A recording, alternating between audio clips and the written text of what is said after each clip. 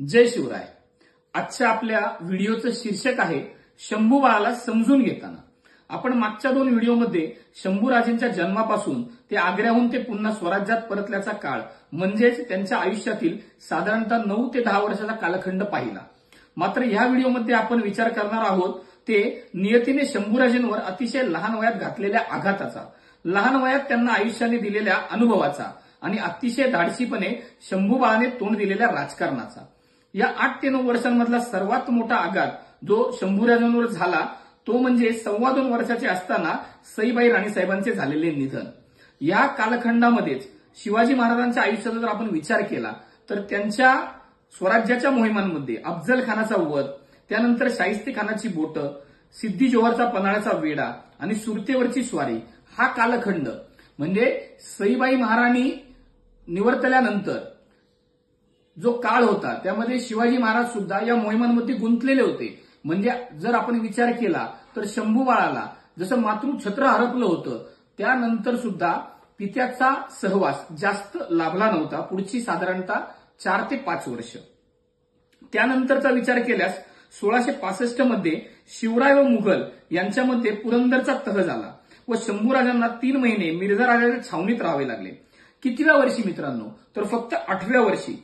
कसे राहिले असेल हे शंभूबाळ दुश्मनाच्या छावणीमध्ये, विचार केला तरी खरोखर अंगावर काटा येतो। आणि त्यानंतर पुन्हा लगेच आग्रा भेट, तिथले भयंकर अनुभव। 8व्या 9व्या वर्षीच राजगड ते आग्रा पालखी, घोडे, उंट अशा साधनांनी हवामान अनुकूल नसताना मे जूनच्या सुमाराला उत्तर हिंदुस्थानातील तापदायक उन्हाळ्याला तोंड देत कठीण प्रवास करावा लागल्यामुळे शंभूराजेंच्या काटकपणाची, सहनशक्तीची आणि धैर्याची कसोटी लागली असे म्हणावयास खरोखर हरकत नाही। 4 ते 5 महिने औरंगजेबाच्या कैदेत म्हणा किंवा नजर कैदेत म्हणा स्वतःच्या पित्यासह राहणे, हा वयाच्या 9व्या वर्षी अनुभव घेणे हे सुद्धा आपल्या बुद्धीच्या पलीकडचे धैर्य आहे यात शंका नाही। एकंदर विचार केल्यास आग्र्याहून परत राजगडात जाईपर्यंत शंभूराजांनी कित्येक दिवसाचा काळ जो होता तो गृहसौख्य विरहित काढला। तसेच या काळात त्यांनी जगातील सत्तांध लोकांचे, नीच आणि कपटी राजकारणाचे अनेक अनुभव घेतले। राजा जयसिंहाच्या डेऱ्यातील सांस्कृतिक वातावरण व युद्धविषयक हालचाली प्रथम पाहिल्या। त्यानंतर त्यांनी मनसबदारी, राजेशाही, थाटाच्या आग्र्यापर्यंतच्या प्रवासातील सुखदुःखे अनुभवली। पुढे मोगली थाट पाहिला, शत्रूच्या गोटातील अविश्वासार्ह व भयपूर्ण अशा परिस्थितीत सावधगिरीचा काळ जगला।